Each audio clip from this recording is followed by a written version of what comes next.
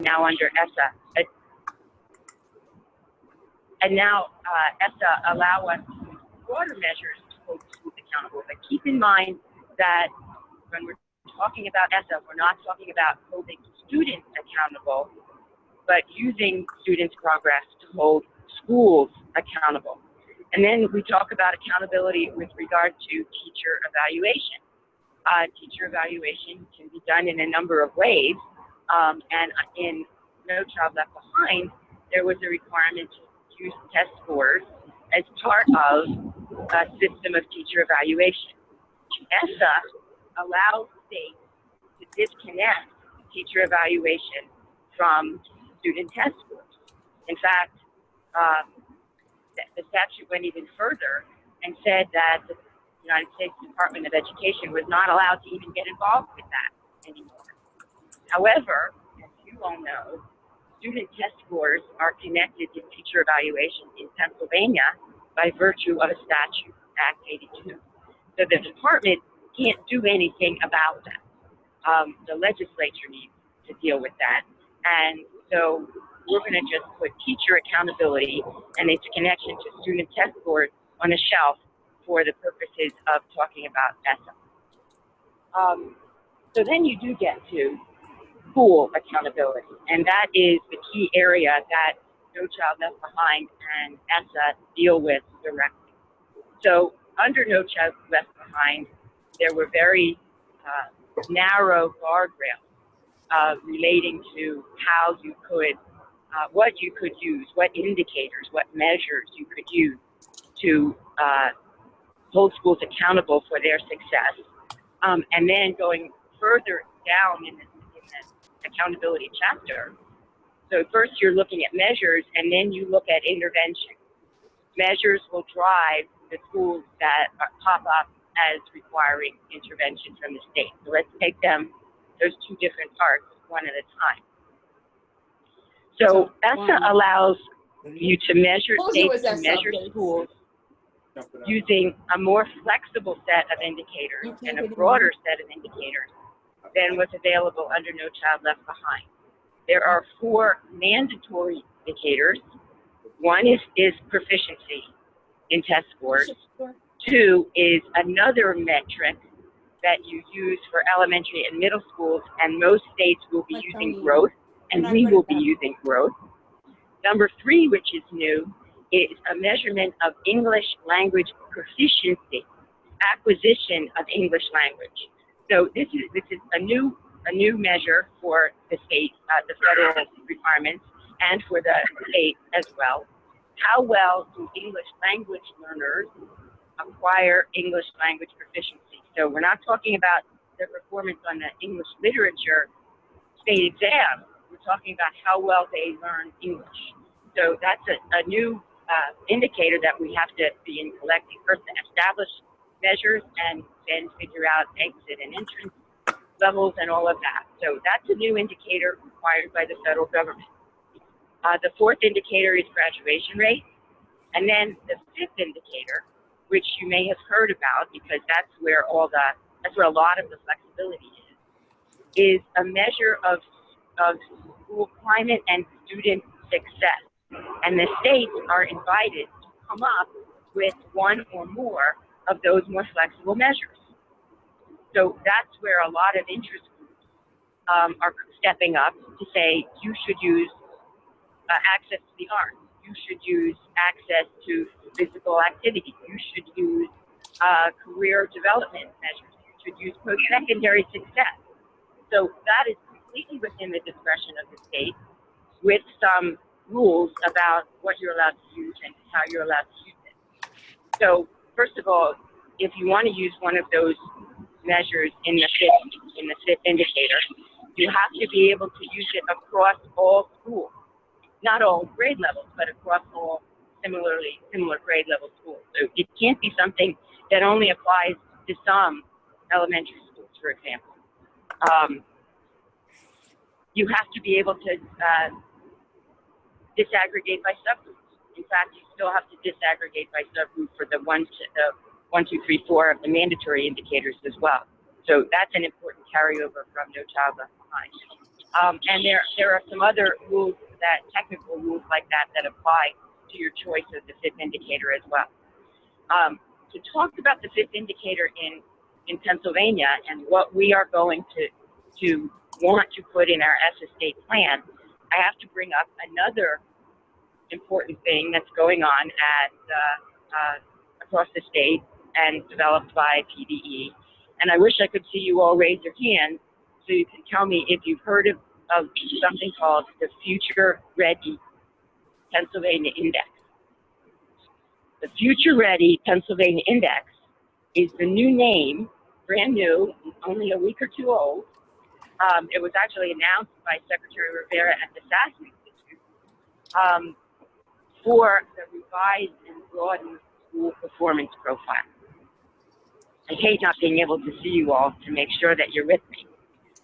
When we first entered office in Governor Wolf's administration, even before ESSA, Governor Wolf directed Secretary Rivera to figure out a way to measure school success that was better than the SPP. He did not like the SPP. It was based almost entirely on test scores, even if we used growth and achievement, but he didn't like that. Way too much emphasis on test scores.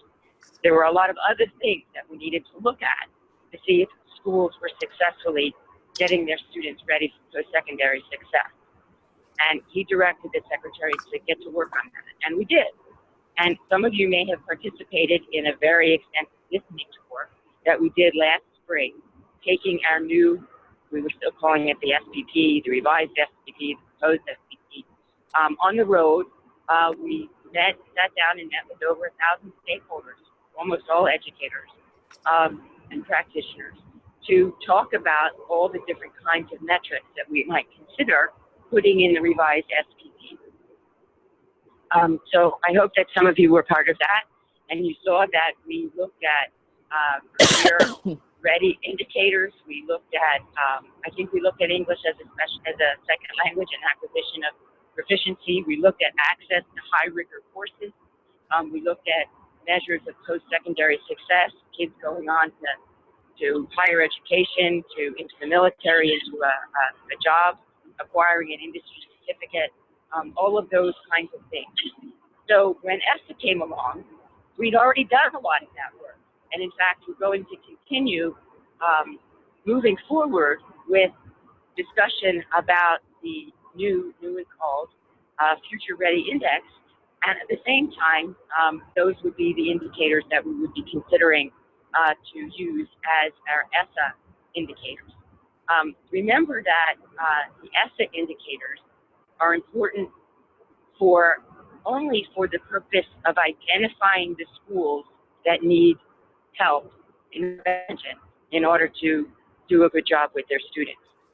So while the SPP evaluates everybody and kicks out results about all schools, and under the old SPP, there was a summative number generated at the bottom, and you could say your school was a 75 and the school in the next county was a 62 or whatever it was, and that became very competitive to, those scores moving up one or down, and everybody was upset when with the new PSSA administration in the first year of the Wolf administration, when everybody's SPP scores went down, because it was the year that the PSSA was aligned to the new standards. I'm sure you all know about what I'm talking about there.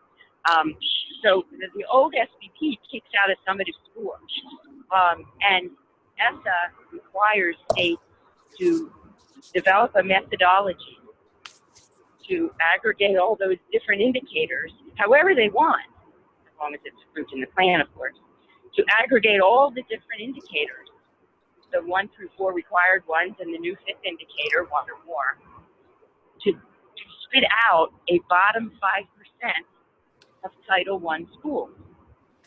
Okay, so again, ESSA is about setting forth a set of indicators, disaggregated by subgroup, that when you apply the state's methodology, will indicate the bottom 5% of Title I schools.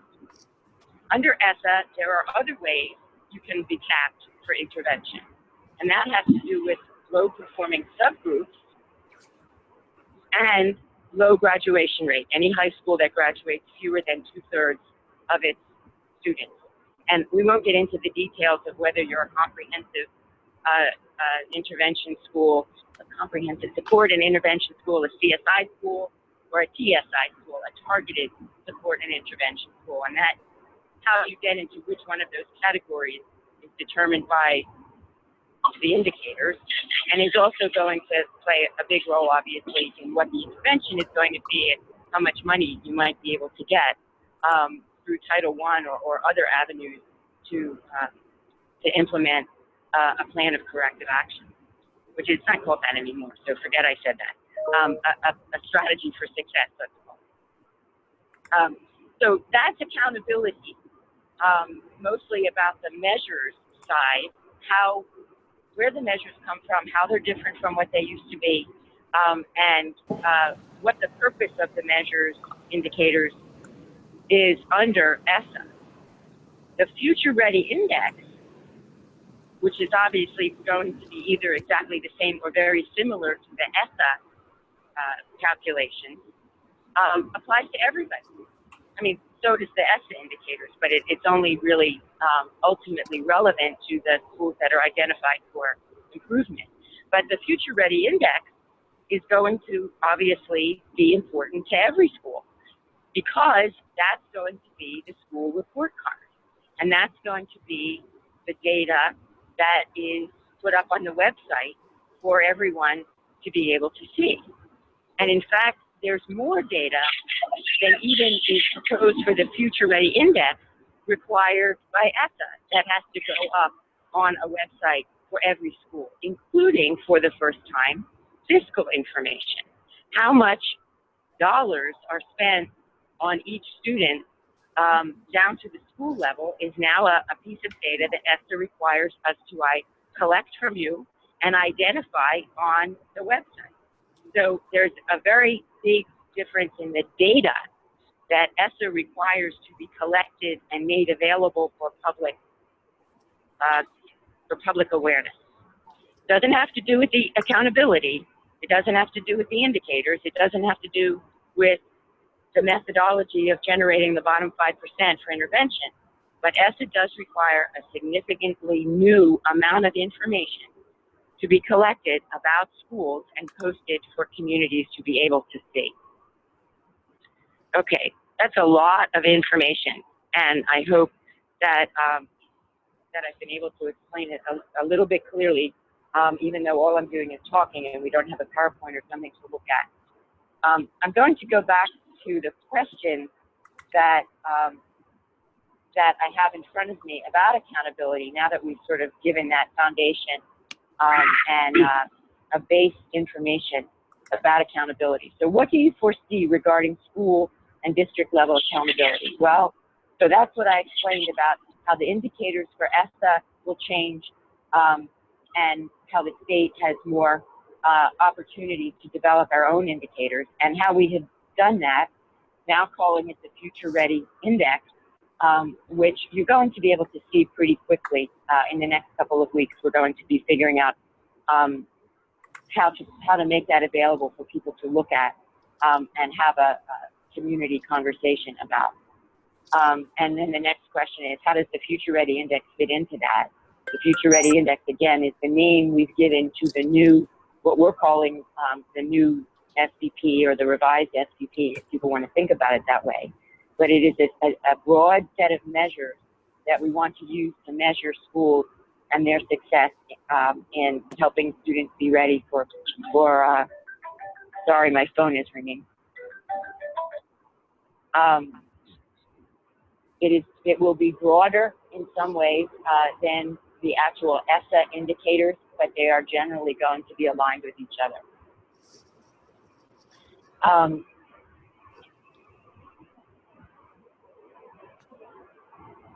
I'm just looking at the questions and seeing what I've answered already. The next Beth? question is about, yes. We have a question here at IU3. Could you explain the format of the new index? Is it going to be a score? We missed that. How is that reported Is out? How is that going to be reported out to the public? Yeah, what measures are we, how are we labeling that? I'm not sure of the question. What measures are we going to be collecting data on? Is that what you're asking? So you mentioned that a problem with the current SPP is this summative rating that is assigned to every school, and then schools are comparing that against their neighboring schools. How will the future Ready PA Index remedy that? I mean, won't there be a summative score assigned to schools with the new index too? So that's an interesting question. The final regulations under ESSA provide that you don't need to generate a summative score, a single summative score. The draft regulations required it. So this is something new for us to think about, whether we do want to have a single summative score or whether we want to have a more dashboard type approach so that you would have different buckets of data grouped together, and then you might, first of all, you could just see what schools, did you get a good score, a medium score, a poor score, for example, in your proficiency, but you have a better score in growth. And then you might have a whole different score in your subgroup achievement or closing the achievement gap. So it's possible to look at groups of indicators or even individual indicators separately and not sum them in a single summative score. So that's the dashboard approach. Since we've only known since the final regulations were released that we may not have to do a summative score, we're still playing around with that idea. There is the argument that a single summative score is not the best way to evaluate schools because it hides problems, it hides subgroup failures. It's a very shorthand way of looking at success and not necessarily the best way to look at success for informing the public and teachers and school leaders about what's going on with their kids and in their building. So we're not clear on that yet. Now, obviously, you have to have a methodology for ranking so that you identify the bottom 5%. So we have to come up with a methodology to identify the bottom 5% of Title I schools. But we are not finally decided that we will use the Future Ready Index to generate a single number that schools and districts and newspapers can print in an easy shorthand way, because that's misleading and is not necessarily the best way to judge a school's success. We'd be happy to hear what you all think about that. Obviously, this isn't the forum for that, but we certainly would be happy to hear what folks think about that as we go ahead and make that decision. Now, one little caveat there, and this is something that we haven't touched on yet, which is important in a discussion of where we're going with ESSA, and that is the impact of the recent federal election. So clearly, the Obama administration was going one way in writing regulations to implement the statute that was enacted in a bipartisan way. It's also clear that the general philosophy of the Trump administration is not the same. The Trump administration believes much more strongly in delegating power and authority and flexibility to the states. It is not even clear that the final regulation on accountability that came out at the end of the end of November will stand. Congress has the authority to revoke any regulation within 60 days of its passage via something called the Congressional Review Act. And these accountability regulations would be subject to that if Congress decided to go that way. So we're not even sure that the final regulations on accountability are going to stick. And if they don't, then we're stuck with the statute or whatever informal guidance the new Department of Education would choose to put out. So that's a very long answer to will there be a summative score.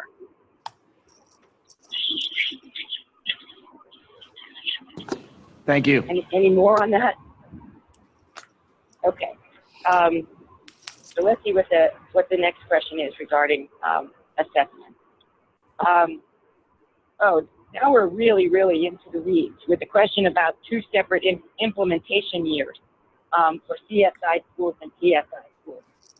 The final regulations, which again are not necessarily final, provide that CSI schools, the bottom 5% schools, get identified in 2018-19, but PSI schools don't need to be identified till the following year. We haven't really thought about that yet, about whether we're going to, that's also new in these final regulations. And so we really haven't gotten to that level of detail in thinking about our plan. And count groups is I don't think we've settled finally on that either. I think it's likely not to change. And obviously, end count is important for subgroups. And again, if anybody has a very strong feeling about that, we'd love to hear. Here's a question about funding. So everybody, you may know that we don't have a federal budget yet. So we don't know exactly what all of the allocations are coming from the federal government. I think that Title I, II, and III are likely to be similar to what we've seen before, but we know that Title IV is a new category. And Title IV is a number of programs were collapsed into it. And in addition, that's where a lot of the well-rounded education money is expected to come from. I'm disappointed to have to tell you that while the statute itself authorized up to $1.3 billion nationally for Title IV, President Obama only requested $500 million nationally. Now, his budget didn't get passed and won't be before he leaves office. So it is not at all clear what President-elect Trump's administration would seek to do with regard to that, to Title IV or any other of the titles. So one of the questions here asked, back a while ago, we were talking about one number, 150 million, I think, for Pennsylvania for Title IV, but now we're only talking about 17 million. Well, that's the difference between the amount of money that's authorized in the statute and the amount of money, the 500 million that President Obama proposed. That's where those two numbers come from. In truth, we have no idea what Title IV will look like and whether the Trump administration thinks it's a good idea and will ask the Congress to approve more money than 500 million or even less money than 500 million. And while we're talking about the new administration and title money, you may know that he and certainly his nominee for the Department of Education are very interested in pushing some federal money towards vouchers. And he's thrown around the number of $20 billion. Where would that money come from? He hasn't said that he would take it from the existing allocations under Title I, for example. But a lot of people in the field are very worried that that would be a very, very appealing target to him to propose to take, obviously he can't do it himself, but to propose to take some Title I money or other money under ESSA to put towards his strategy of vouchers. Now that's very, very much in the political realm. It's just something that we hear a lot of, the national education elite talking about, chattering about. So that's certainly something to pay attention to, what he will do with his education proposals, both regarding how much he would put towards Title IV and where he would try and find the money to pay for his wish list about vouchers. Another question related to accountability is what happens to focus and priority schools, the list of focus and priority schools, when the ESEA, the Child Left Behind waiver, expires next summer.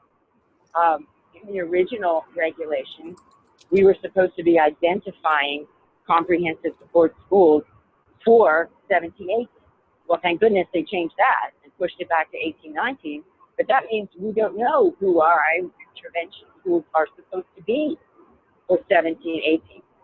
And when everybody is asking that question of USDE, we of course asked it at the federal programs meeting earlier this week in Washington. And we didn't get blank looks because obviously they know what we're talking about. But we're not there yet. We're working on guidance and we'll be back to you shortly. So it is not clear what we're supposed to be doing vis-a-vis the money that we have, the federal money that we will still have, regarding what were focused on priority schools and in the future would be called CSI and CSI. So we'll just have to continue to live with a little bit of uncertainty there until we get more direction. Well, here's one that's a good answer, I hope. If non-Title I schools are identified in any of those tests for CSI or CSI, identified for improvement, they are entitled to receive school improvement money, and they do not have to turn into so-called Title I schools and thereby have to comply with all the Title I school requirements. So that's good news.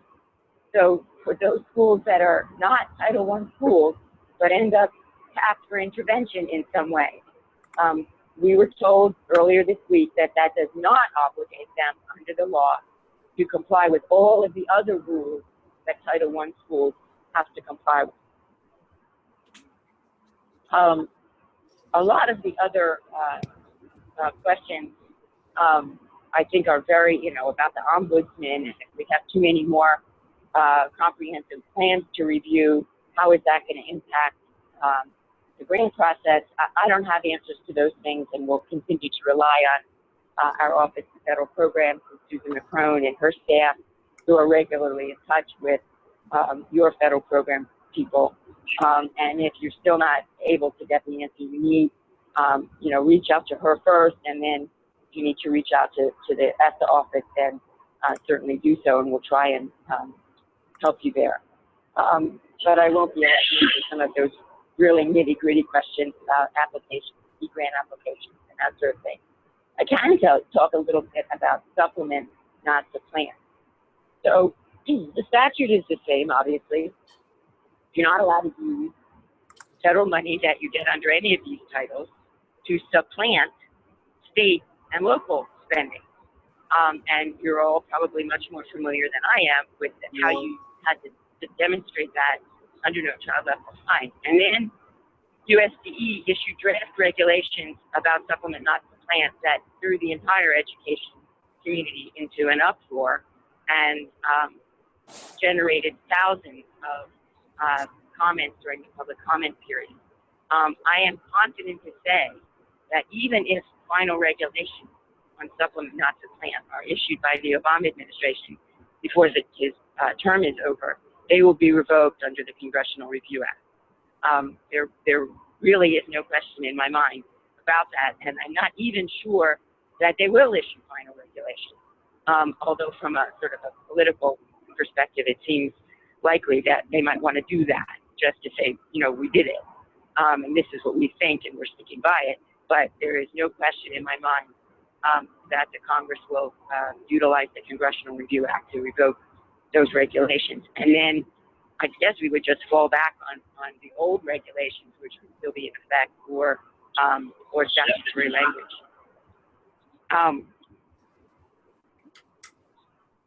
While I'm on the topic of the Congressional Review Act, I don't remember if I said this already.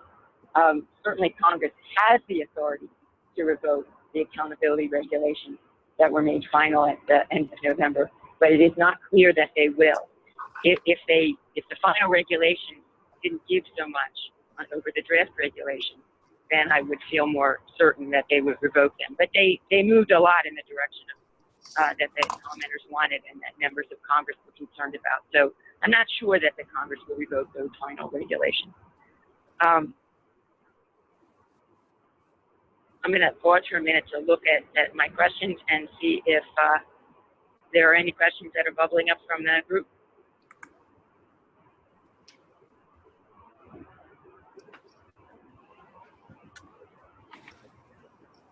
Okay, I'm moving down to the bucket of supporting educators.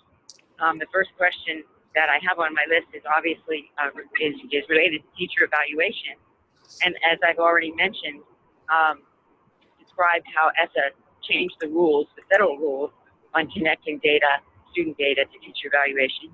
But we are left with a statute here in Pennsylvania, and so that will have to change in the legislature, between the legislature and the governor, if that is going to change. And ESSA no longer requires that, and should we as a Commonwealth decide to change those rules, ESSA would not prevent that. Next question is about HQT and reporting. HQT has gone away, but reporting will remain. We still have obligation to file and implement an equitable access to equitable access to excellent educators. Sorry, you ought to get that together.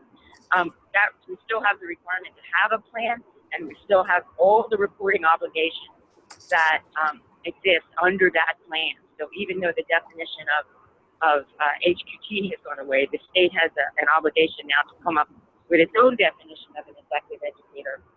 And yes, we do need to continue to measure that and report it out. At its heart, keep in mind that at its heart, ESSA, No Child Left Behind before it, and in fact, going all the way back to the enactment of the Elementary and Secondary Education Act in 1965, this statute is a civil rights statute, and it's about making sure that our most vulnerable and most disadvantaged students have opportunities for an excellent education, and certainly access to effective educators is a very, very important part of that. So that still remains, and we still have our reporting obligations and even some broadened data collection obligations regarding teachers and how much they make and what teachers are in front of what children. That reminds me as well to say something about recently released final regulation under Title II of the Higher Education Act.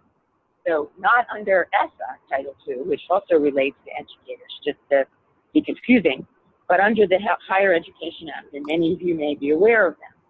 Those final regulations, which were in the works for years, in fact, not just months, required states to collect and publish student performance data and relate it back to the educator prep programs that their teachers had come from.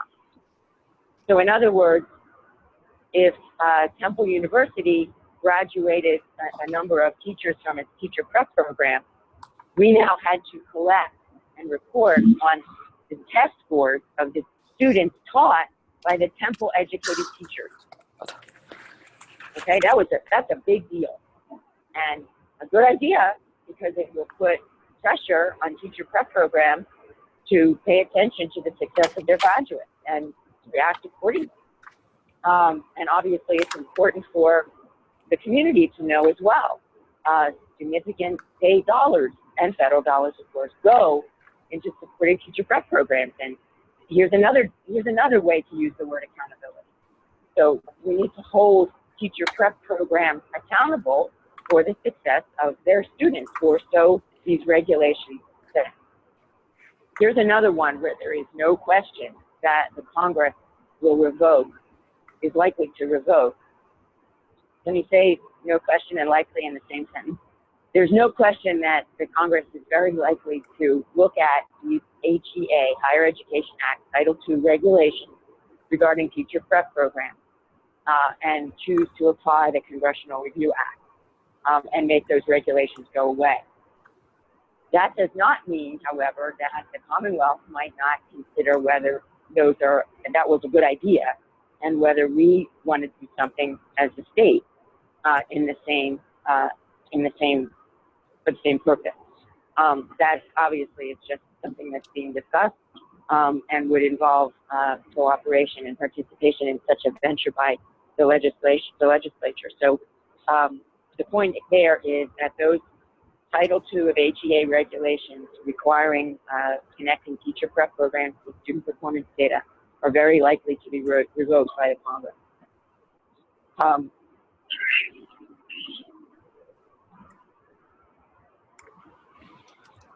so I'm going to end with sort of just some comments about one of the last questions that I had, which is, how will the issue of equity play out in Pennsylvania? Well, equity, certainly, we need to be talking about equity and adequacy of resources in any equity conversation. That's not something that we address directly in ESSA, although spending and breaking out spending below the district level, which we will be required to do. We need to publish the data about how districts allocate their Title I funds to schools within their districts for the first time. So that's one place where equity is found in ESSA, that the law requires us to provide much more data to the community so that the community can see and make its own judgment about whether resources are, certainly federal resources, are shared equitably or how they're shared among districts in a particular LEA. That's new, taking that kind of data down to the school level. Another way that equity comes into play, and this is an important point, that is the additional flexibility that schools now have and LEAs to spend their Title I and Title II, III, and IV money. Under No Child Left Behind, there were a lot of restrictions on how you could spend that money, what you could spend the money on. But many of those restrictions have gone away. And now, under those titles, Title II, for example, used to be limited to professional development for core academic subjects, the subjects that were tested. That restriction is gone. School districts and schools may now spend their Title II professional development money across the school and include all teachers of all subjects and paraprofessionals and community members and leaders and everybody who's going to have you can say, from an evidence-based perspective, can have a good impact on student well-being and achievement. So how districts and schools can spend this federal money has been made much broader. So decisions at the local level become much more important. And you're going to be faced with, you know, every different constituency group coming before the school and the school board to say, spend your money on music because it's so important. No, spend your money on career pathway programs because it's so important. That's okay. No, spend that money on this other thing because it's so important to a well-rounded education. So, a piece we all have in the wrong size. Somebody needs to mute their phone. One more piece of glass for over there. Sorry, Beth. That's why. So it's not all completely tied in yet. So I don't know if people can hear me over that. we do. Okay, good. I do too. No. Very well. Still there. I was kind of thinking. Okay, so that point is only that It is. Yeah. we need to do a really good job of helping districts and schools understand their flexibility so that they Thank you. can experience the full range of opportunity to spend their money. One of the experts that we've heard from a number of times likes to tell a story that some earlier stream of money was allowed to be spent on early childhood education. And a particular district was saying a year later, well, none of our schools chose to spend that money, and we don't know why that is. And then when she looked at their e-grants application, early childhood education wasn't in the drop-down bin. So even though schools and districts may have known at some level in their brains, when it wasn't in the drop-down menu, they didn't take it. So that's a very nuts and bolts level to think about. But it's important that we do pay attention at all the levels to helping districts and schools understand how this money can be spent, so that they take advantage of the flexibility to spend the money in the coordinated ways that will result in the most success for the most of their students. So I'm going to stop there and conclude with these remarks that there is a resource account at the department that we check every single day. If you have additional questions that you would like to direct to me, if you have comment, if you'd like to submit something that even looks like testimony, that's one way to do it. We will likely be submitting in September rather than April, so we have a little time to continue our community conversation. The RA account, I believe, is RA-EDESSA@pa.gov. If that doesn't work, then just go to the ESSA page at the department and you'll be able to find it. So before I turn this back to you all, are there any final comments or questions? Does anybody have any questions for Beth at this point?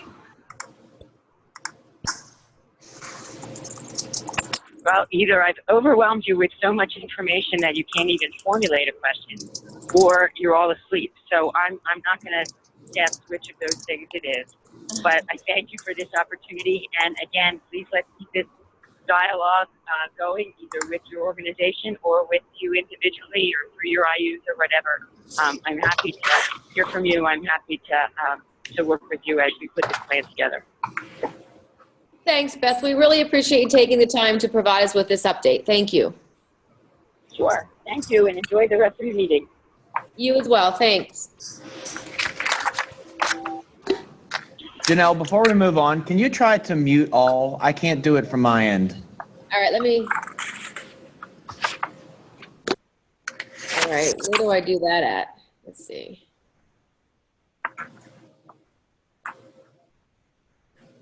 Is there a particular, here, hold on. Where do I have that option at, Brian?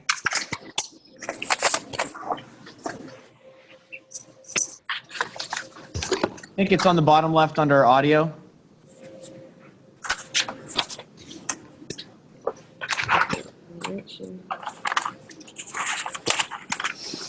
You might also have it under participants, Janelle.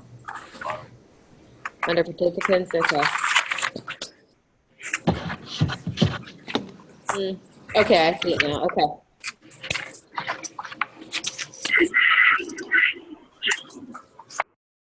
Okay. I think I did it. Okay, so next we do have, I think, Angela Kirby-Ware. Angela, are you on?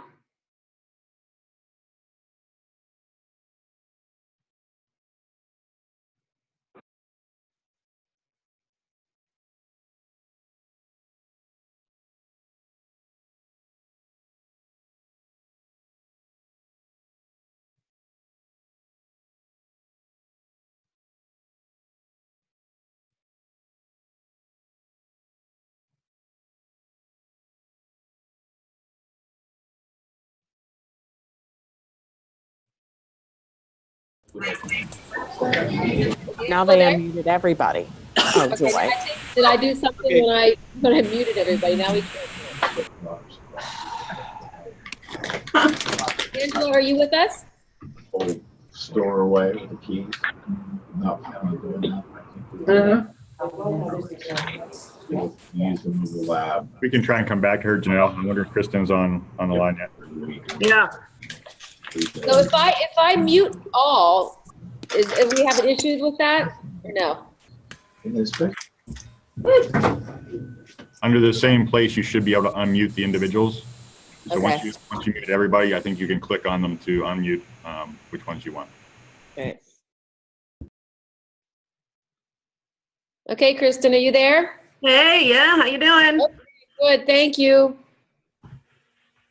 Are you able to, you're going to share your screen with us then? I am, yes. Hold one second. Give me just a second. And then let me open the PowerPoint here.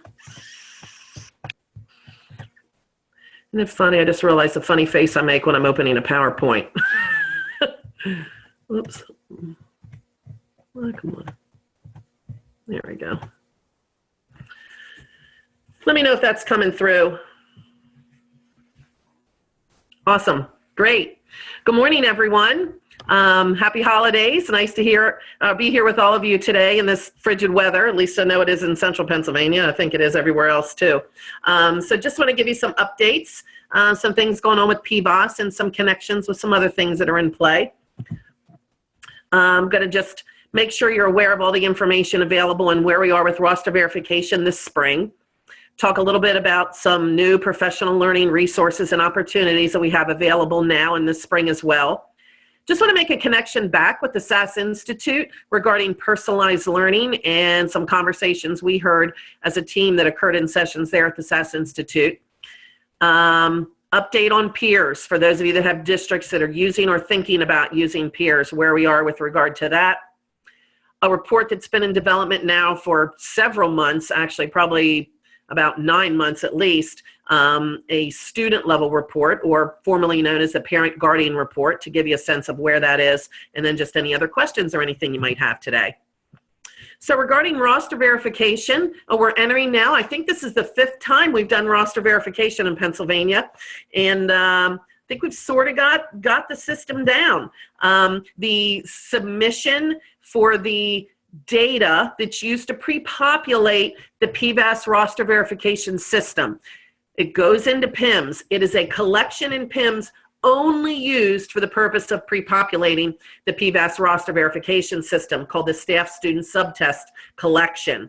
That deadline, this is critical for districts to know this, and I'm asking if you can put it on every job-alike agenda at your intermediate unit, especially, you know, where we've got a new PIMS administrator, a new district administrative team in place. That date, that deadline is March 20th at noon. What's really critical about that, we cannot have extensions. If you're familiar with the roster verification system, all the data think of the system as like a dynamic system. A student is connected across any districts where they, you know, they were included in a collection. It is a statewide system, a statewide process. So we can't add someone's data along the way.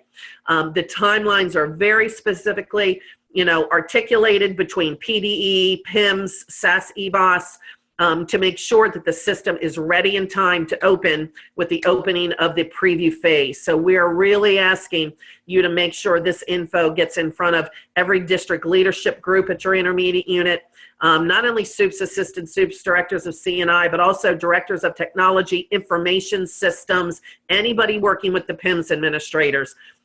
We will occasionally get these calls after the deadline that says, we had a new PIMS administrator, this is their first time going through this.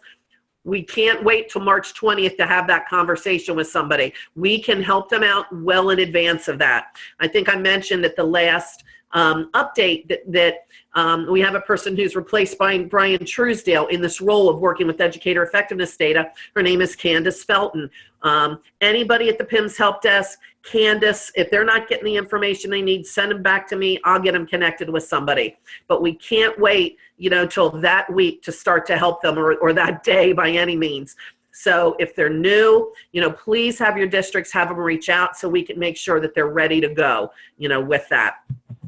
The phase dates, they've been sent out via an email, and I know you guys got copies of that. What's also important to point out on the agendas is the opening of the preview phase. Typically, that was opening about 3 or 4 days prior to how it opens now, and it was a full 2-week preview phase.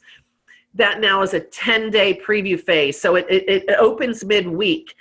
We also have all the details on when the emails go out, when the phases open, all of that. So we just want to make sure that districts are aware of that. Everything we have regarding roster verification, phase dates, all the, you know, FAQs, link to the e-learning modules, links to any of the getting started guides, everything we're going to have. And we've already started a page on our Google site. So it's on the left-hand frame. You can get to roster verification resources. Wait, there was something I just wanted to mention regarding that. And don't you all hate when that happens to you? It happens to me a lot. Additionally, instead of sending out all the emails that get sent out to teachers, school administrators, district administrators throughout the roster verification process to district administrators, we're going to actually post it and give them a link. They like to know and see what emails are going out to their staff.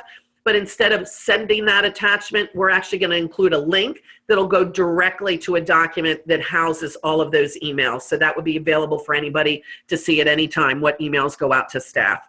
But we will notify them about that. In terms of training, we have, as you know, part one of the virtual learning or e-learning module has been available since November. That's really the what is roster verification, what's instructional responsibility. Part two, which is about the online tool itself, how to go in and add teachers, add rosters, teachers, how they can verify rosters. You may recall there's a section for teachers, school administrators, and district administrators in that part two module. That will be released by the end of February. We're also doing, as we do every year, a session for new administrators, meaning those people who have responsibility to oversee roster verification in their district. School administrators are welcome to join that. They don't have to join that. That's really, someone who, we're talking to at a district level. So again, for IUs, for you to make sure they're aware of the resources, the information. So especially if they're a new administrator, a new PIMS administrator, a new district administrator, responsible for educator effectiveness, responsible for roster verification, so they can be ready to go and have, if they need to talk to one of us about how to plan for that, we are happy to help out with that. All right, professional learning. So we're moving into the second half of the year and want to share about some new resources we have posted, some new professional development we're offering this spring. Any of you who have participated in our conference with teacher sessions held at your intermediate unit know that we had several videos that we actually showed to the group of a principal and a teacher having a conversation about the student growth data and how to bring that conversation back to discussions about curriculum instruction, assessment, and organization. One of those videos we felt comfortable posting online, and we've done that.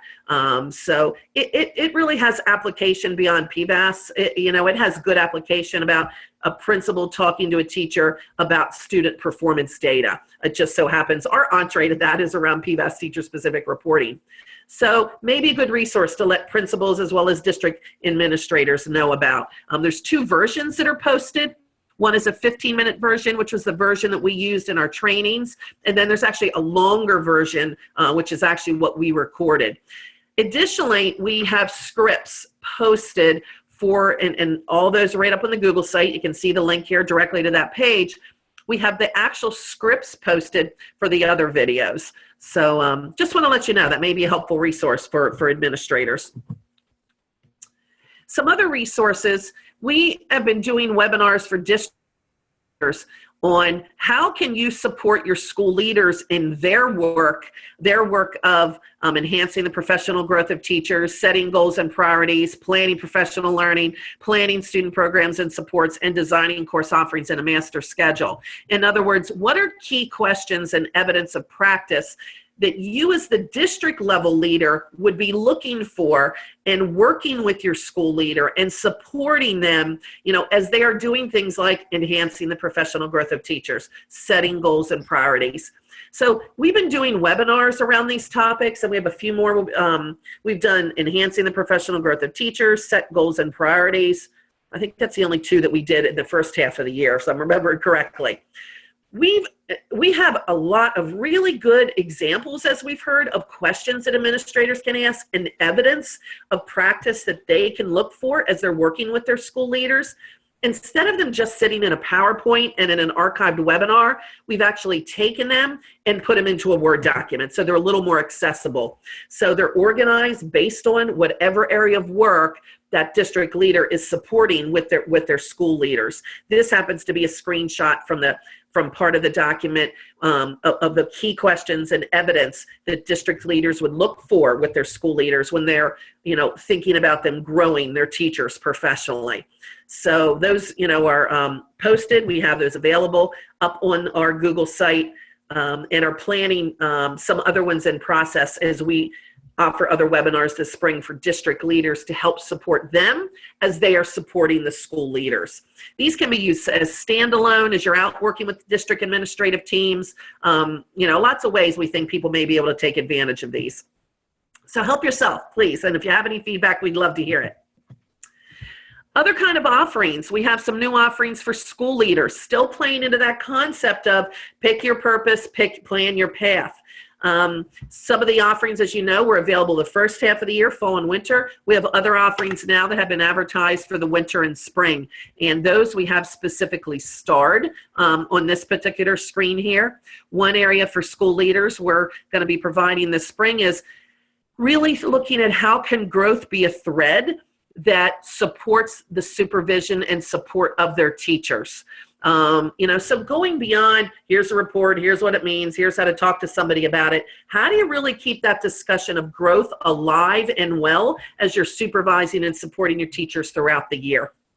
And then a lot that we're doing in those especially the last two columns around planning student programs and supports.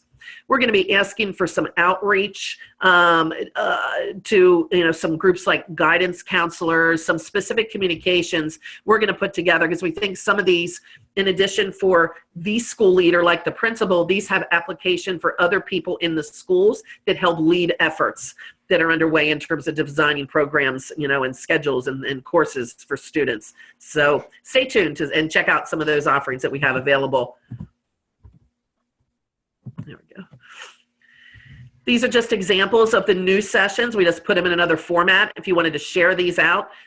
We do have them called out in the booklet so you can see which sessions are new, meaning January through June, and it might even be the end of May. Actually, I'm not sure if anything went into June. It's probably more January to May. But what sessions are available for school leaders, meaning live webinars. We do have all of the sessions linked off of the PBAS login page directly to the professional learning booklets. We also have all the sessions back from July through December, which are archived. So we're keeping those up there, keeping those available, but keeping them all organized on our Google site based on these purposes, these areas of work. So as people are looking for something for a reason, they can find them based on that reason. Now at the district leader level, we also have offerings coming up this winter and spring as well. A lot falling out under that middle category there, under evaluating and planning programs and allocating resources. How to use the data to evaluate your work as a district, as an LEA, and plan resource allocation. We're also doing a session specific for special education directors, supervisors, leaders in districts. Again, how to use the PBAS data to help evaluate and plan their programs and allocate resources. So several topics we're focusing on the second half of the year. This is another couple ways here we have for you to look at it if you'd like to highlight these in any of your meetings, as well as a visual list of those sessions and which sessions are available. These sessions that are being offered live the second half of the year, as well as the sessions we offered at the beginning of the year, the first half of the year, will of course be archived as well for district leaders, and will again be organized and accessible under these 5 areas of work, meaning these areas of work, these purposes where district leaders would be using PBAS to accomplish any of this work. And these being the new things, or the archive sessions that are available from July to December. If you, by chance, get on the PDE website and happen to take a look at our PBAS webpage, we have made some updates to that. Given our Google site, we're streamlining what's available on the PDE PBAS site, really to put essential public types of information on that PDE PBAS site. So just want to mention, if you're looking for something that used to be there and you need it, let us know. We'll help you find it. All right, just want to mention briefly about personalized learning. Our team attended the SAS Institute in Hershey and really enjoyed the sessions that we participated in. I just have to put a shout out, and our team wanted to put a shout out, to our IU colleagues that were providing sessions to really connect the data for LEAs. And there may have been other sessions. I apologize. Obviously, we all don't get to all of them, but what we saw happening, and that was just really, awesome, I think, is we're all working towards the same common, type of goals.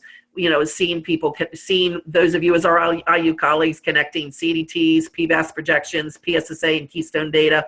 Sarah Kelly, awesome session, and just, thanks for giving us a chance to, hear about the work that you're doing in your region, and a, huge shout out to the discussions that I got to hear from the CDT team, Dan, Carey, Brian, and Cindy Schaefer, were the ones that I heard. Again, if there were some others who did some sessions, not meaning to exclude anybody, they just happened to be the ones that we had a chance to hear as a team, and really just, wanted to put a shout out. I think we're always, all of us, even though we have our distinct areas where we work on PBAS, we got the CDT team, so, those of you that work IU-wide, we do try to make those connections with people. And I know it, definitely sparks some good, thoughts back with our team as well. I just want to mention, just overall, just, sort of an interesting observation, which has been reinforced, whether it's good or not, has been reinforced in a lot of the one-on-one sessions that we've been doing with principals, kind of around this whole idea of personalized learning. We know that PBAS projections are one piece of information that can be brought to the table to learn about an individual student. They specifically, as you know, tell us about the level of risk, or what's the level of the call to action needed with an individual student. And other assessments like CDT, sorry, I need a little S on there, talk about what are a student's specific needs, what do they need to know and be able to do. What's interesting, I thought, coming out of, some of the discussions and some of the conversations I've heard about personalized learning in general, and we have heard this coming out of our one-on-one sessions with principals, a lot of discussion, lots and lots of discussion and energy about looking at the assessment data, even looking at the projections, CDT, state assessment data, about what students need to know and be able to do. But it sometimes seems to stop there, and that kind of digging deeper piece of what do we need to have in place as the adults in terms of the how we're going to get them to know and do, those particular skills and concepts, meaning the curriculum, instruction, assessment, organization. So I don't know, it's just an interesting observation, and I just thought I'd share it if anybody, anybody cares to hear that the observation. But I mentioned it because we're hearing that in one-on-one sessions where lots of talk about what the kids need, what the kids need to do, but not hearing as much on the other side of what do we need to be doing as the adults, as the educators, to help them gain those knowledge and skills. What effective instructional techniques do we need to use? Assessments do we need to use? So just kind of, interesting in light of these discussions around personalized learning. PEERS, the Pennsylvania Educator Effectiveness System, the online tool that can be used free of charge by any LEA instead of the PDE Excel form. That will be pre-populated December 20th with the school and staff data for school year 16-17. That doesn't mean any scores. That means the name of schools, the name of teachers, teachers linked to schools, teachers linked to their principal who evaluates them, who's linked to the district administrator who evaluates them. So, just to let you know that, communication went out about that as well. I did forward that to all of you. But I mention it because we've gotten a few questions about this staff data piece. It's names of staff. We're not talking about any scores. So just, if anybody has any questions on that, it's basically getting the system ready for people to do, and start mid-year evaluations that they might be working on. For anybody who wants to learn more about PEERS, we are offering overview webinars again, one this month and 2 next month. We also have a page just on PEERS on our Google site. So, if there is somebody who wants to find out more about PEERS, and I'd say if somebody's using the PDE Excel forms, and at this point isn't looking at a more, robust system, have them touch base. We are starting to get more and more calls from people who are saying, okay, I'm ready to take a look at something other than the PDE Excel form. As you know, it doesn't do what those more robust, meaty systems do, like PAIUCC or My Learning Plan, Tower Metrics, et cetera. That's not what it's intended to do. It is solely to handle what the PDE Excel template does, to web enable that system. So if you or anybody else needs more info about PEERS, let us know. We'll be happy to point them in the right direction. And we can connect them with other districts who are using it as well. We've had some of those questions come in, and we're happy to, connect people with each other. Last topic I wanted to share was where we are with what's now called the Student Success Summary. Now, that could evolve, hence I have it in quotes. This is the report formerly known as the Parent Guardian Report, the PBAS Parent Guardian Report. It's a report. The intent is for it to be provided on the PBAS password protected site. It is an option for LEAs to share it with parents and guardians. At least that's where we are at this point in terms of the plan. There's no plan to push this out, to parents, or a requirement for people to give this to parents. The intent of it is to provide information about individual students for for a parent or a guardian about the student's state assessment history, their projections to PSSA, projections to Keystones, and projections to advanced placement, and to present them in a different way than they're currently represented on the PBAS reporting, especially those projection reports. So what's happened so far? I'm sharing this because we had, I don't know, 250, 270, mostly administrators this summer back in June who participated in a feedback webinar, and will sometimes get a question saying, hey, what's up with that parent report? So here's where things are. June, we did a webinar focus group with LEAs. In October and now in December, actually just earlier this week, I've met with a focus group from the state PTA representatives and gathered feedback from them. The end of this month, I'm meeting with Matt Stem to review the current status of the mock-up we have of that report, as well as where we are with feedback from LEAs, as well as especially from the parents, because I haven't gotten to share that feedback with him yet. In January, SAS will, based on that feedback from the Deputy Secretary, SAS will continue their work as directed by the department with that, and we will keep people posted. It's not going to be a surprise that all of a sudden it's out there. We will notify people, keep you all posted so you can keep, you know, your LEAs posted where things are with this. So that's all I have for today. Didn't want to take too much of your time here. Just wondering if anybody has any questions, any feedback about anything we've been doing, we should be doing, any information needed at all. And I think Jen and Joan are on the line. Diane and Elaine, everybody can see my schedule. There's no good reason. Oh yeah, we can all see each other's schedule, just like I can see theirs. Charlotte. I think I'm good here, Kristen. Thank you. I don't know if anyone else. I tried unmuting everyone, and then when I do that, you obviously can hear lots of noises. So I don't know if anybody can just unmute themselves and ask questions if they need. Hey, this is Karen at PAIUCC. I have a quick question for Kristen. Is there any is there goal? Let me start over. The goal for one of the challenges my districts are having is getting out that information when they do teacher evaluations that relates to student performance on assessments. Yeah. And they're wondering if there's anything in the works on the PVOS side that would help them. I mean, I know they can extract that out, but then they have to manually put that in. Is there anything being talked about in making that a little more automatic process for them? There is not at this point. There's not, other than just, as you said, them exporting out the student-teacher linkages from the RV system, you know, where they can have which test, which teacher, which students, and the proportion of instructional responsibility. But as you said, they still have to connect that up with the actual student performance, proficient or not proficient. There is not a plan. That is not a part of the contracted work with SAS EBOS.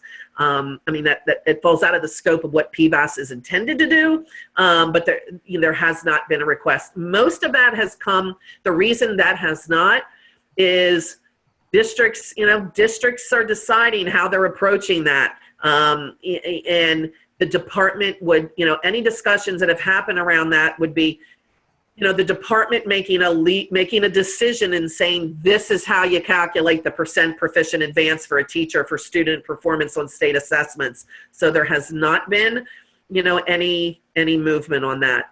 Yeah. I'm just looking for like a connection with the performance level and the student. So if they're extracting the student, I know. Yeah.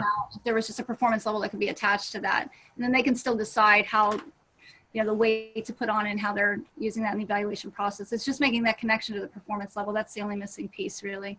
I know. I do know. It's not, I don't know if Angela's still here, but it's conversations we have had. I take topics we hear a lot about, which this is one we hear a lot about in the fall. I do circle those back, in my meetings with leadership at the department.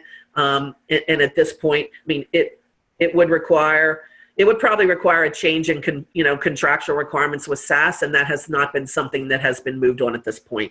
I know it sounds like a quick, easy thing to do.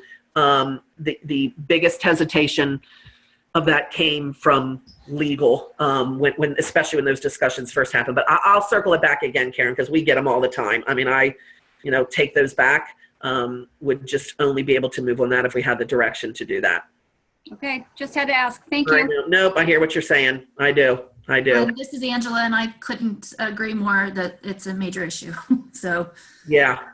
I don't know, Angela, I'm not sure if I should say this or not, but, maybe it's one of those things in the system that, provides some extensive feedback for people to request legislative support for change. Is that fair to say, Angela? well, that's above my pay grade, but I think Me that's too. I accurate. think people talked about that. No, That's you're right. I mean, and the ESSA feedback, Beth probably shared with you. The recommendation is that changes are made. Yeah.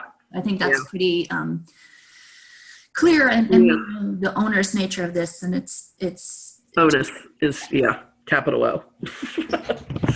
Oh, I'm glad you're here. Thank you. Yeah, sorry. I know. We hear you. We do. We hear you. I think Sarah Kelly has a question. Sarah, are you there? Yes, I am. Can you hear me? Hey, Sarah. Good. I have actually a question for Kristen, I guess, for the entire group, kind of going off of that previous question. Has anyone found an easier way to do this? Meaning, because I remember what Kristen mentioned, downloading the roster from PAIUCC, and then you need to link it with the file of the the performance file from that Excel file is what I've been telling districts. And if you have large districts, has anyone found an easier way to calculate that other than running everything in an Excel file, combining everything? I'm all ears.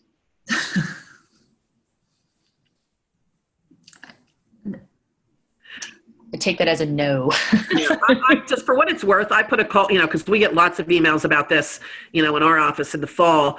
I put a call out to our districts in IU13, and I heard back from two of them. One, our large one, the school district of Lancaster. They just, they have something they put together in Excel.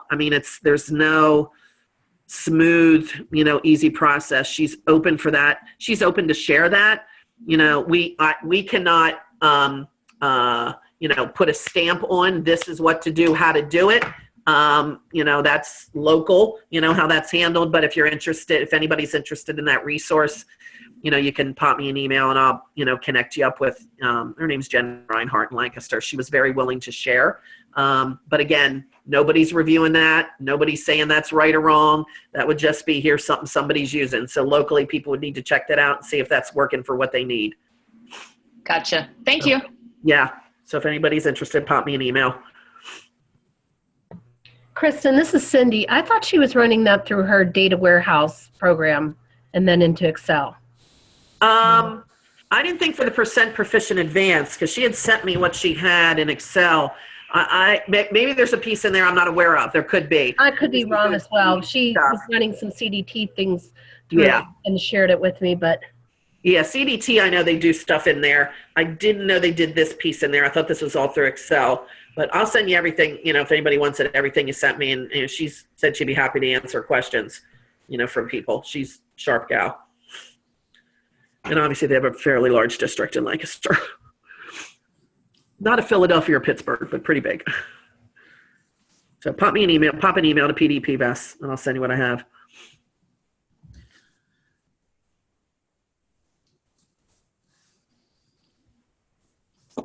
Okay, I think we might be good, Kristen. All right. Hey, thanks everybody. Happy holidays. Have a nice holiday break. Well, hi Angela. Are you there? Hi, I'm so sorry. I had technical issues, but here I am. No problem. So I'll just be really quick because I know you guys are already over on the agenda. And but one of the things that I just wanted to bring up, and I think it pretty much has bypassed by now, so it's probably not as big of a deal as it was when I asked Dan to put it on the agenda. But we, there are, and Kristen probably spoke to this already before I got on, there are about 25 okay, so there's about 25 schools. I've seen Kristen go, no. There are about 25 schools, I believe, that were K-2 facilities, that there were some inaccuracies in their data. And the inaccuracies were actually on the district's end. There were some things that weren't reported the way they needed to be reported or attributed the way they needed to be attributed. That's neither here nor there. What is important is that you might have been getting questions about how to finalize educators' evaluation from 2015-2016 with an SPP score for those teachers. Again, we didn't put anything in writing because ultimately this is a local decision. But just so you know, when I've been talking to districts on the phone, what we've been saying is this is a local determination. They potentially could finalize their evaluations with the data they currently have, but knowing that that would be the 2013-2014 SPP because we had to pause last year. You know, it's a local decision whether they want to wait and finalize it. The data should all be corrected and everything should be back by, we're saying, I guess, the end of January. And Kristen can correct me if I'm off on the timelines, but we do know that some districts are deciding to wait and other districts are just moving ahead with the data they have and using the 2013-2014 SPP. I would caution folks, though, that if they did that, they need to make sure that the teacher was actually in the building that year. And there were some issues with that also. So I think this has pretty much passed. We got the calls early on, but at the time Dan was talking about the agenda, I thought it might be good to mention. So that's it for me, unless anyone has anything.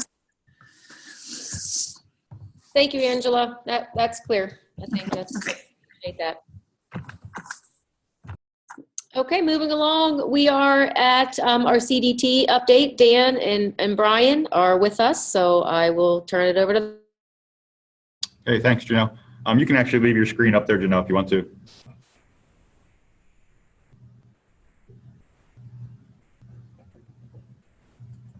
Just a real quick, on behalf of the core team and Brian and Carrie, I wanted to thank everybody out there that helped us put the statewide survey out for CDTs.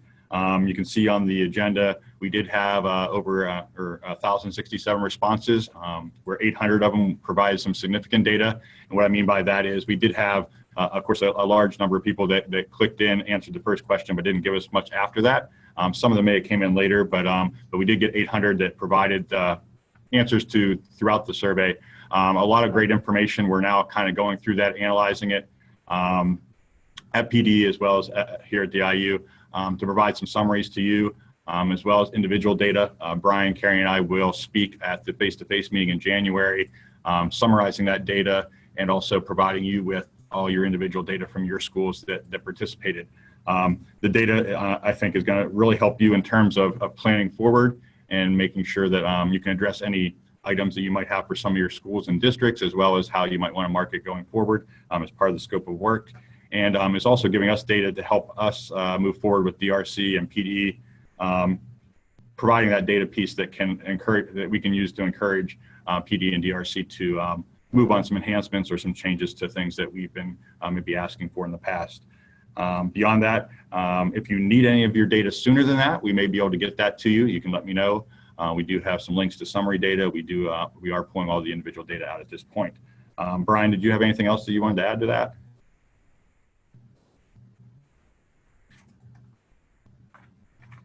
And as well, I don't know if anybody has any questions regarding CDTs at this point. If you had anything general, we certainly can take a couple minutes and answer things, but that's really all I had today.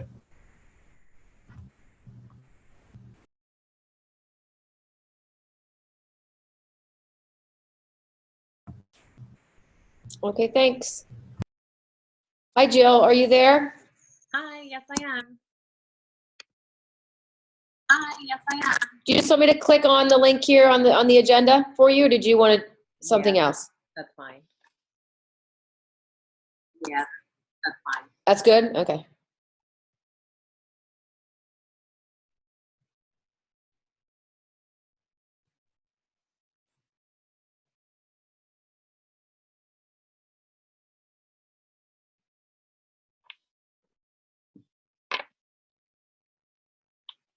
All right.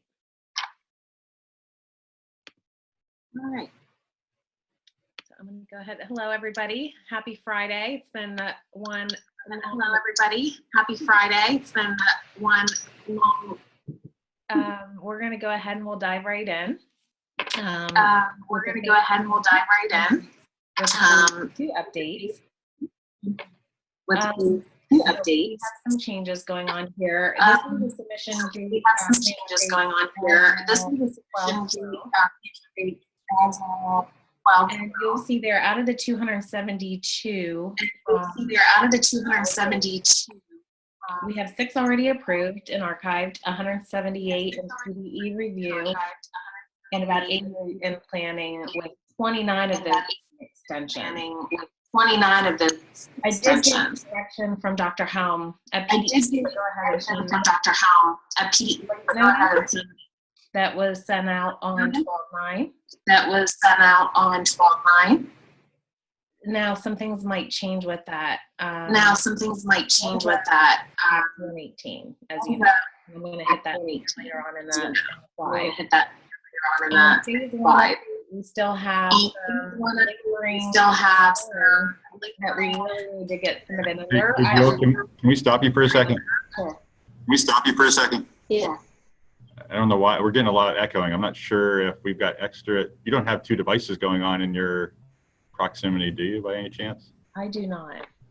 Okay. Actually, that sounds a lot better now. Maybe we can try going from there. I'll mute and see if it continues, but we could barely understand you with all the echoing. Oh, okay. I wasn't hearing that. Actually, you're good now. So let me mute and go ahead and continue. Okay. If you do mute and we hear it, then you know to unmute. Actually, you know what it was? I think somebody else on the Zoom had theirs coming through their speaker, so it was you speaking twice. So I think we're good now. Oh, fun. Good. Yeah, it's not fun hearing me twice, let alone once. So, are we okay to go on to phase 1? You may want to back up because I don't know if anybody got the original stuff. Gotcha. Okay. Thanks, Jill. All right. Thanks, Jeff. All right. So just a couple things with phase 2s. As you know, they were due on the 30th of November. Just a breakdown of those phases and where we are with those, with a lot of things going on right now, as I mentioned, with Act 118. And I'm going to hit that a little later on here in the slides. Late notices were sent as per Dr. Helm at PDE, but I did have a little clause in there, further information and guidance is coming from Act 118. That FAQ document that they said they were working on and that was to be disseminated probably about a month ago now, still has not been disseminated. So you don't feel that you missed anything. They're still getting, I think, legal's input on that before that goes out. But there's going to, as I said, there's going to be some changes here that will impact probably all phases. Phase 1, there's an update there. So any phase 1 or phase 3, they are to submit their plan via paper, and they're working with reviewers and Dr. Helm at PDE to kind of finish that up and wrap that up. I put them listed here, both in planning and in revision. And many of those, I know Blue Mountain and Line Mountain is working with Doug Rank at PDE to get those kind of finalized and submitted per paper. And then we'll do the approval in the system. Next on to the charter annual report update. We still are waiting 5 charters that have not submitted. We start bundling those to provide to PDE. We start bundling those in January. So if we don't receive those by January, they're just going to mark that they were never received. That could jeopardize their charter when they are up for renewal. And we will record that. So we start bundling to provide all of the annual reports and the necessary attachments that PDE then post on their website as they do every year. So that's where we are with charters. And school improvement plan resubmission, we still have that one in executive review. I've been in contact with that executive director. Hopefully we can get that pushed along. Now, one thing that I did, and I was the one that posed a lot of questions this morning with ESSA and how it relates to the school improvement plan. I've been working with federal programs, and the direction, you know, and the ARLs and Dr. Zahner, Dr. Cavallero, the direction now is parting focus schools should update and resubmit their SIP on or by June 30th. This is just because of the timeline of ESEA kind of ending and ESSA transitioning in. So I know the ARLs are still working with the party schools, and you know, many of you are still working with the focus schools, that they are just to update that as they've done in the past, and resubmit that via the portal. I'm not sure right at this point if it's going to be executive directors that are going to take a look at that again. I'm still waiting on information regarding that. As you know, the final regs ESSA regs were released on November 28th, and state plans, they actually have, the department has two choices on when they submit their final state plan, if it's going to be April 3rd or if it's going to be September 18th. Again, I still have not received information what their plan of attack is on this, but as I hear, I will be sure to keep you abreast of that. Another important change is in the regs was, as you know, mentioned earlier this morning, that CSI schools, the lowest performing schools from 1819 will be pushed for the implementation of the plan for comprehensive CSI schools, and targeted schools back to 1920. There's a clause in there that states that states may choose to implement sooner if they are ready. And my question or concern really was that if we could get these two groups in sync, that it is one swoop year, it's going to make, logistically, it's just going to make things a lot easier if we're on the same 3-year plan and we're not working on 2 different 3-year plans.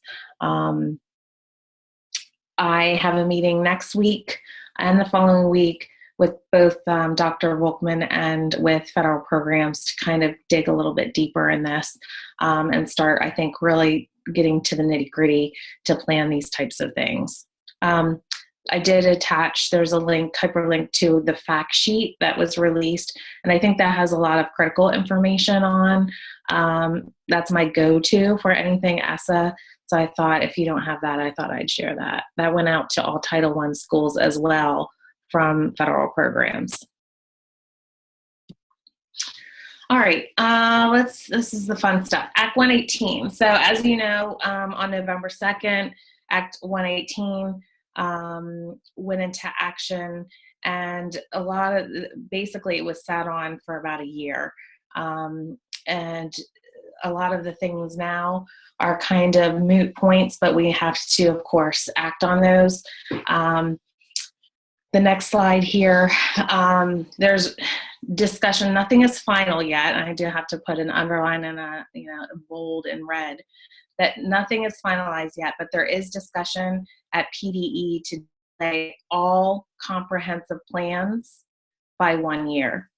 The reason for this is, as you know, with the transition from the E-Strategic Plan to Comprehensive Plan, there are no more siloed plans. Like, we cannot pull out the professional education plan singly to have that as a separate submission. We could, it'd be a lot of development work and a lot of money, but we don't want to do that. So recommendations came that let's just delay every cycle, or every phase by 1 year, including the phase 2s that just submitted their plans November 30th, which is back on that slide that you see that, there are 178 plans right now in PDE's review. They were asked to stop, take a pause, do not review any more plans, because that would mean that, if this does go through, that those plans would have to go back for revisions and resubmissions next November when they're due. And they would have to update and revise those plans based on that extra year that is now included due to Act 118's impact. So again, this has not been finalized. I met with the State Board of Education and meeting with Dr. Volkman next week, and we are discussing this, and really it hinges on the special education plan and the feds, whether they're going to approve that timeline for special ed, then plans being a little bit later. So we're waiting for that guidance, and I will pass that along to all of you, most definitely first when I hear this. So I actually sketched out just the proposed due dates would be, as noted there, going forward. Lots of changes. Some communication updates. I know Kelly sent the tip jar recently. We have a new change with school-wide plans that schools are not to use the template, that they're to use the actual tool to complete a school level plan or school improvement plan to make those accommodations to complete their school-wide plan. And we're getting a list from federal programs, getting that cleaned up to actually run in the system on the back end, so every school would on that list would be identified and know what components to complete within that plan, and no more addendum as a reminder. Some office hours that Kelly's holding there on January 4th, and I know a survey went out to IU contacts, and I believe Kelly linked that there as well. We have some upcoming trainings. Monday is the special education update, phase 3 update webinar.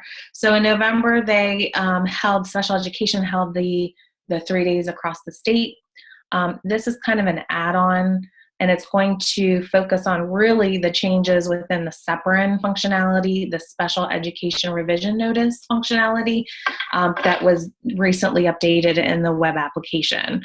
So that's going to be, I think, a short and concise webinar, nothing major. There's a link there to register. So if you would, we sent it out to all phase 3 districts. Remember, this is just school districts. But if you would kind of reach out and touch as a reminder, maybe today, any of your phase 3s, to make sure someone's attending from their special education department.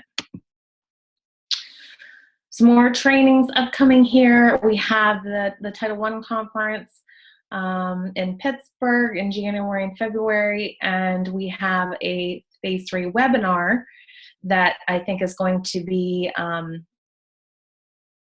pertinent, that is basically reviewing the systems and the action planning section, and that link's there for you to share.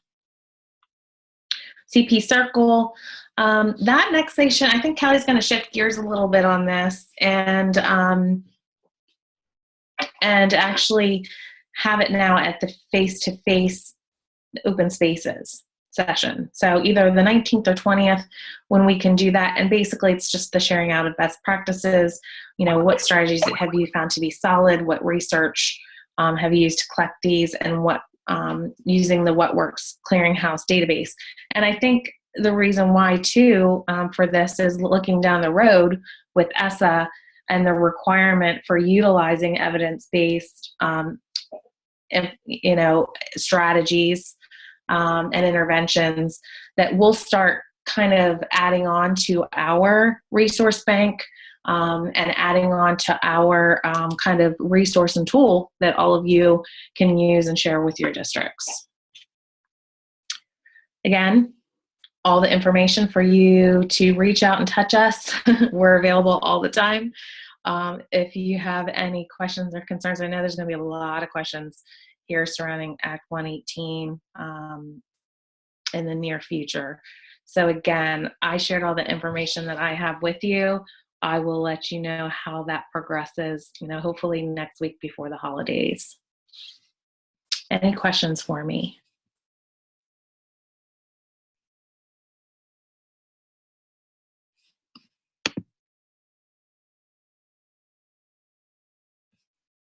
It's crickets.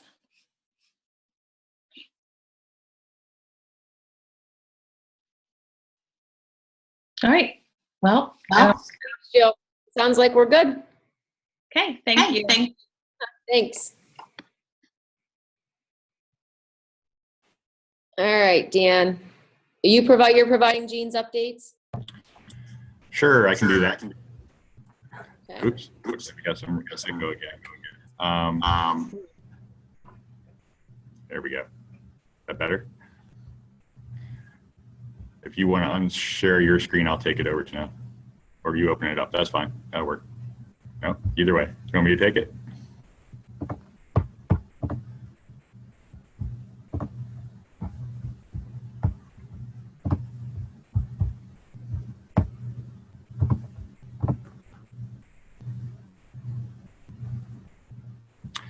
All right, so Jean apologizes.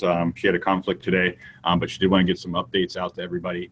So you'll have access to this either through the agenda, as well as I think it is probably posted to the Moodle, or we can post it to the Moodle later as well. But either way, there is access there. First item, just an update from SAS Institute. She of course appreciates everybody that attended and the promotion of it. They topped 850 registrants, which was great. And I think in talking to my group here, some of the sessions were, some of the best sessions we've attended in a while. So I think it was a really great SAS Institute in 2017. Of course, she's looking for any suggestions as she moves forward. So as things come up, if you have things for her, you can certainly reach out to her.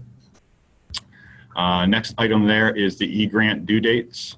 All the applications were originally due for the scope of the statement of work on December 31st. However, with SBI not being out yet, I don't believe, the due date has been changed to January 31st. All other applications will be still due December 31st, 2016, since they've already been released, and I think most people have been working on those.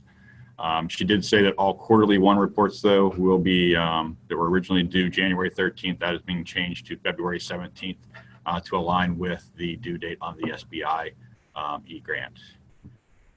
Other items that she has, statewide system of support. If you do not have a copy of the statement of work, you can let her know or let any of us know. We can try and send you what we have as well, or post it to the Moodle, but I think everybody probably has that in their regions. Curriculum models. She's looking to populate SAS possibly with model curricula. So she has some questions there. I think she's just looking for people to assist in brainstorming that and help with that particular item. So if you are interested, you can let her know directly. SAS trainings. Of course, we've been updated on this at our last meeting and throughout the last couple meetings. Just a call to help promote that as we move forward. They do have, I have a link, I think, on the agenda.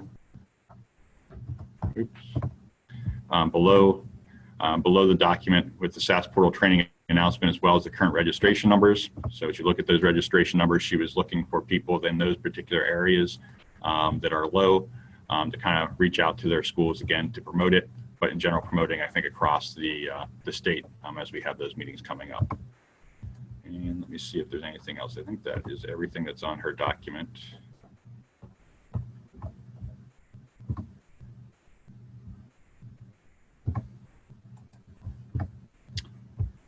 So yes, other than that, does anybody have any questions for me regarding those items? Again, Jean's always welcome to take the questions directly, I think. But, I may be able to filter or give some explanation if anything's needed out there. So any questions?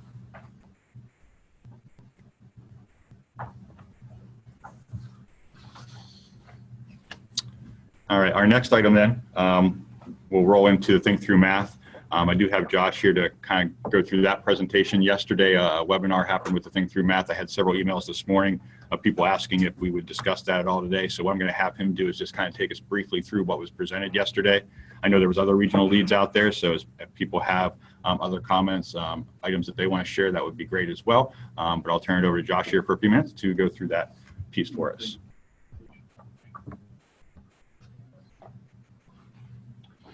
Good morning, everybody.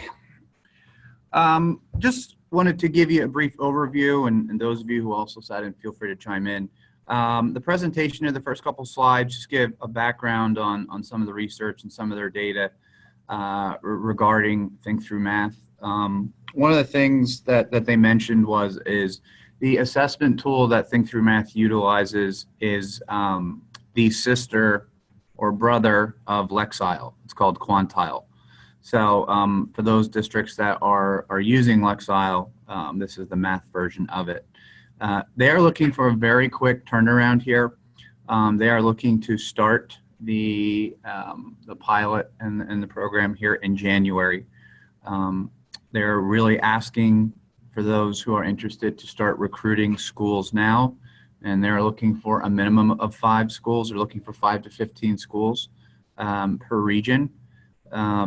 And then from there, they are going to provide training, half-day trainings, and they are requesting that the teachers who participate attend this training. They're looking at a train-the-train model, so the IU leads would then, following that, help support the districts with the piece.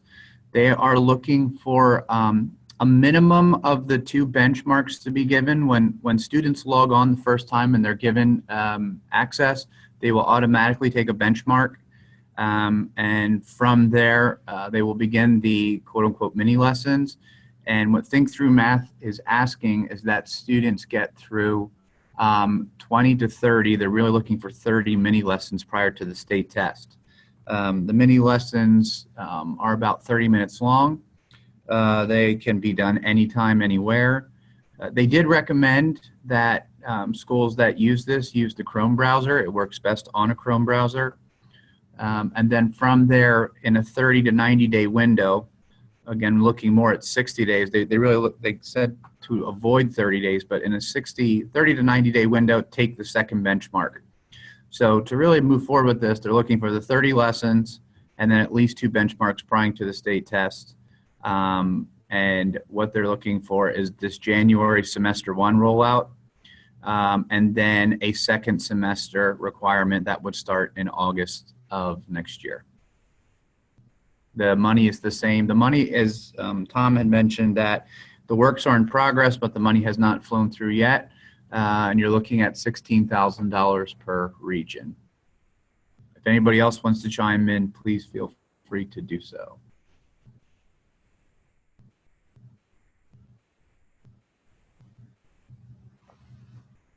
Okay, have a nice holiday.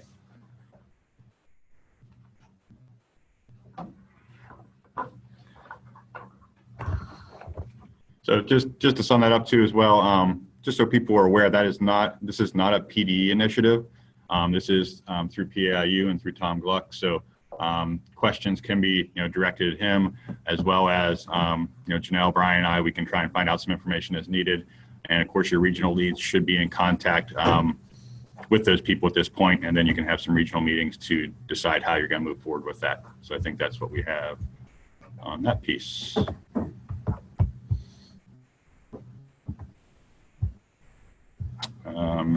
Let's see, Janelle, what do we have next on our agenda? I think the last item is just what we've been discussing about the meetings for next year. Okay. That's the last. Okay. I can share my screen here, and I think that.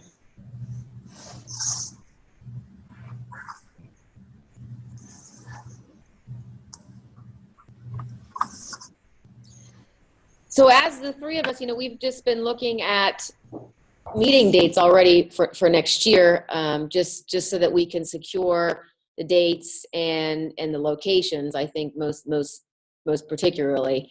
And as we've been talking and looking at the dates, let me just open this up.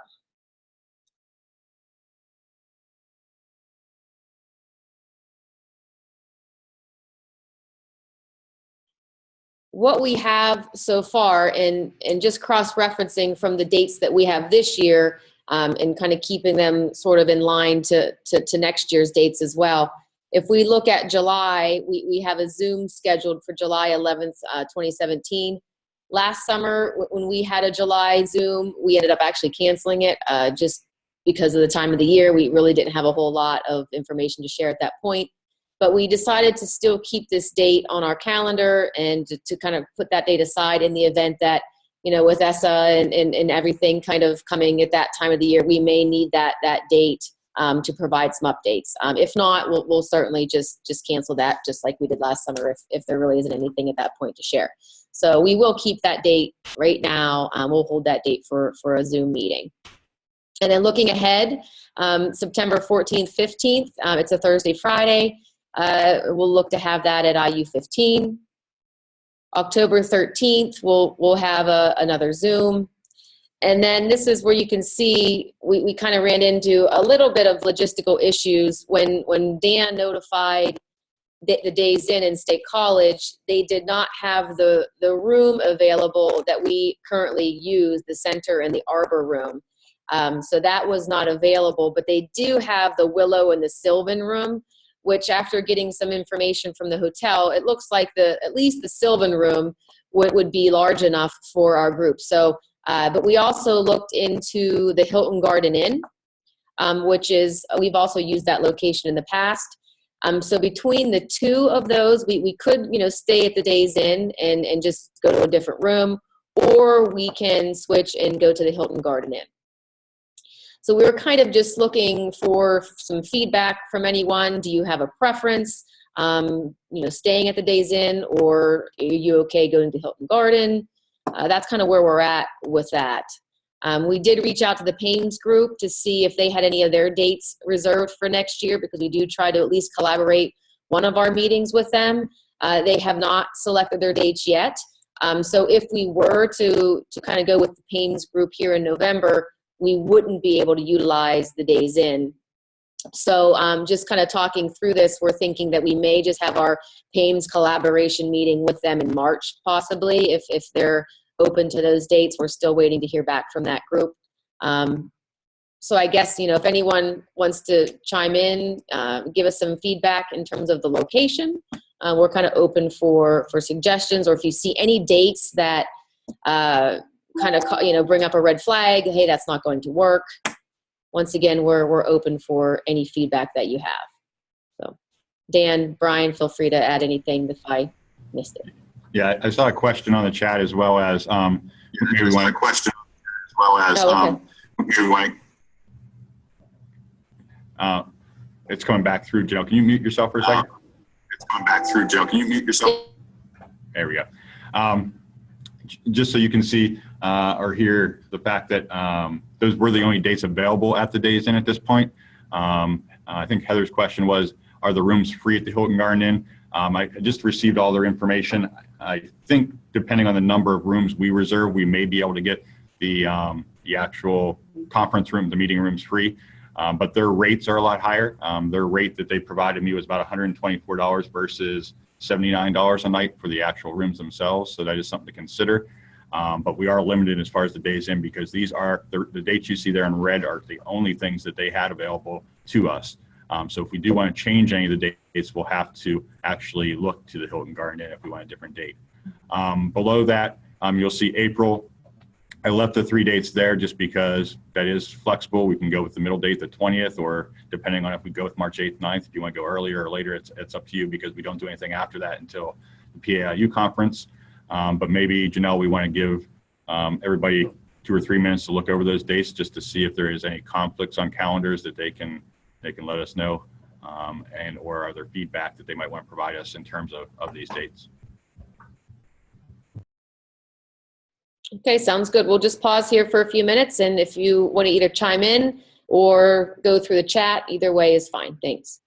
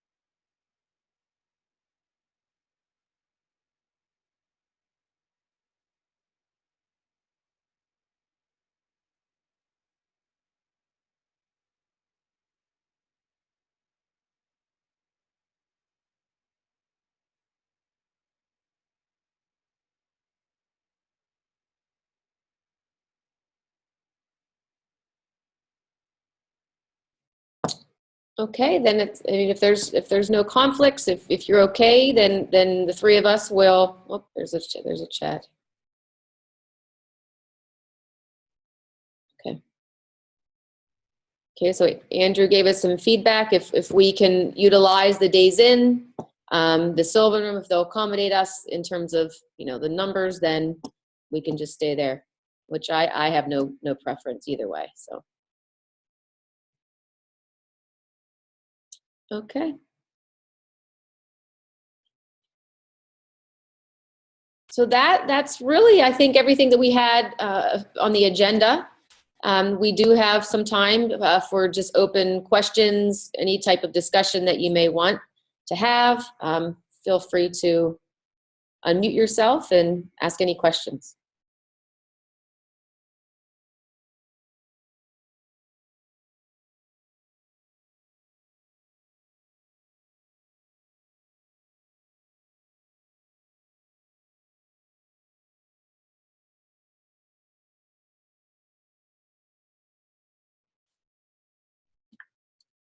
Okay, then if no one has anything else for the group, then we can end the meeting. I did actually hit the record button about 10 minutes into the meeting. I apologize for that. I thought about it originally, and then we started, and then I forgot. So then I thought, oh no. So the first 10 minutes will not be recorded, but the rest of the meeting will be.